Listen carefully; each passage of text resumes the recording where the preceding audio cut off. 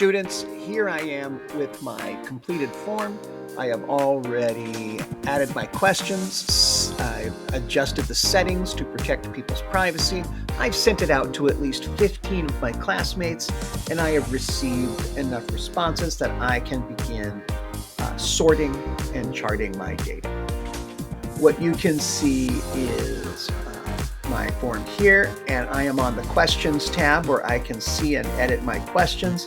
I'm now going to click on the responses tab in the middle, and you can see I only have 6 responses, so this is just enough for me to give you this example.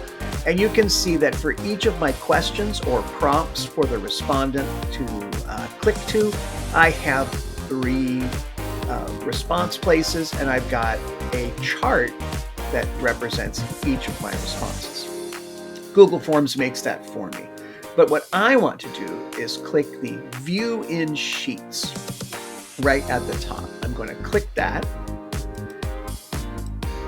And what it is going to do is create a spreadsheet for me.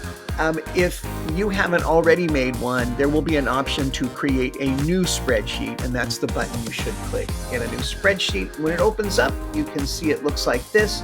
You can see it puts your title right here in the title of the spreadsheet, and then it also lets you know these are the responses from this form. And this otherwise looks like the spreadsheet that we've already worked with. It's the same tools, the same menu. What Google Forms does is it formats this first row with these colored headers.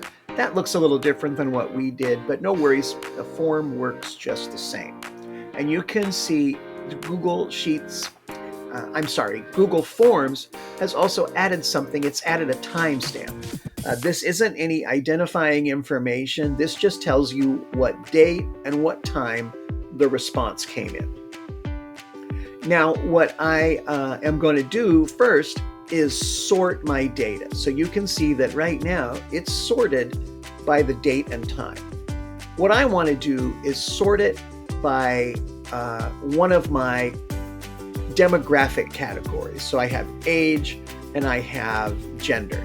The age really only has one number, and then it has other or prefer not to say. I think I'm going to sort my gender categories. Now, to sort, what that means is it's going to group all of this data together by alphabetically. So where it says what is the gender, you can see my responses are here.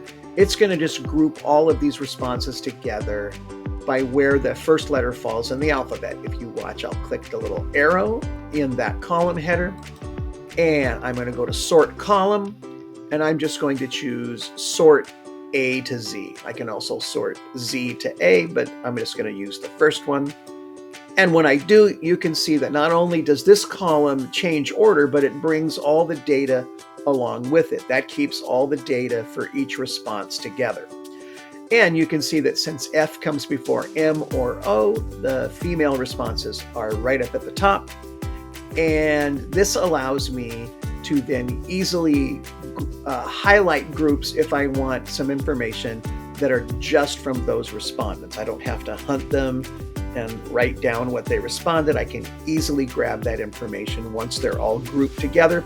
The second thing I want to do before I turn this assignment in, after I've sorted, is I want to graph my data. Or as the word is, I want to make a chart of my data. That's the spreadsheet term. So what I do first is I highlight the data I want charted. And I'm going to just make a simple pie chart. And I have highlighted the answers that I want. So this will be my response of the favorite fast food chicken sandwich. I'm going to go to Insert, and I'm going to choose Chart. And once I click, that chart's going to appear. There it is right here. Now you can see what Google Sheets has done. It's labeled my chart with the responses. It's put in a percentage, and it's color-coded the chart. It's also brought in the title. So this is the count of what is the favorite fast food chicken sandwich. And you can see now I have a clear, easy-to-read chart. The winner is McDonald's with 50% of the respondents, followed by Popeyes at 33%, Wendy's at 16.7%. Now, the reason that we sort is so that we can get a picture of subgroups of data. So what if I want to compare male responses to my overall responses? That's easy to do. I just click off and then I follow my male group all the way over here to the chicken sandwich data. Now I'm going to click and drag until I have just the male responses. Hey, by the way, we do have a chart shortcut. It's right here. If I click, I can now have my chart of what is the favorite fast food chicken sandwiches, and this is for males only. And you can see the graph looks different. When it was just male respondents, it doesn't look exactly like this. They chose a little bit differently. Now, you'll notice that my titles are the same, so that could be confusing. So what I'm going to do is double click the title, and I'm just going to make it clear. I'm going to get rid of these first words up here and just type in male favorite fast food chicken sandwich. So now I've identified this is the male subgroup, this is overall. Pretty easy to do. Notice I have a chart editor over here. Oh, right here under the setup tab, I can choose different kinds of charts. For the type of questions we're asking, probably the pie charts make the most sense. I don't know if a line graph of your responses of favorite fast food sandwich makes any sense. Those are more for, following changes in price or weather or votes over time. A bar chart might work. I think the pie chart will do just fine for our assignment. Students, once you have your sorted data, an overall chart of your main question, and one subgroup from the main question, this assignment is done. So again, I have my sorted data, and I can tell it's sorted because I can see the groups you sorted by all together. I can see that you have a chart that shows all of your responses graphed, and I can see you have a chart that shows one of your subgroups. So in my case, it was the male respondents and what their favorite chicken sandwich is. You will choose one of your subgroups after you've sorted, and you will graph their data. Once you've got this assignment is ready to turn in. And here I am in the Google Classroom. To turn that assignment in, I'm going to go to the Classwork tab. I'm going to go to the current week. And once I open that window for that week, I'm going to click at the bottom of that window where it says View Instructions. I'm going to click there.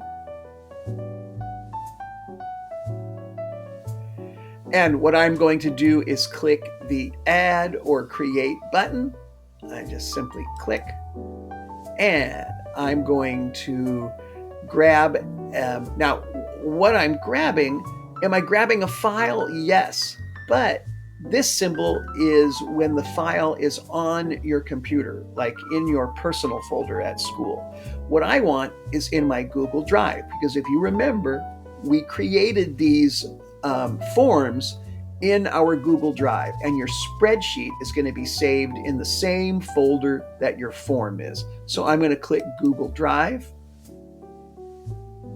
And in my Google Drive, it's going to call up my, usually, like I have a today reference, it's going to call up my most recently used files. And here it is, my favorite chicken sandwich. And I can tell by this symbol, this is the spreadsheet. Students, this is what I want you to turn in, your spreadsheet. If you're saying, why don't you want my form? There's two reasons. Number one, the spreadsheet has your data. That's what I'm most interested in seeing. I'm interested in seeing, could you sort and could you make charts in a spreadsheet? And if I want to look at your form, the spreadsheet will let me link right to it. What I'm going to do is click on this. I'm going to click the blue Add button. And then once it loads, I'm ready to click this blue Turn In button, and your data gathering assignment is complete.